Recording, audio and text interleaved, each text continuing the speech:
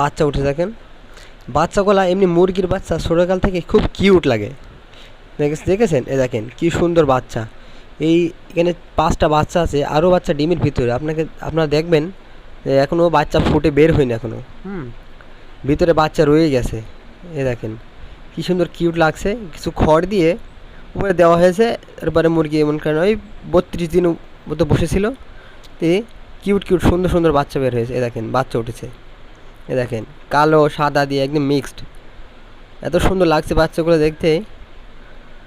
এমনিতে মুরগির বাচ্চা ছোটোকাল থেকেই কিউট লাগে। বাচ্চাগুলো দেখতে খুবই সুন্দর হয়েছে এবং পরিপুষ্ট হয়েছে। এখানে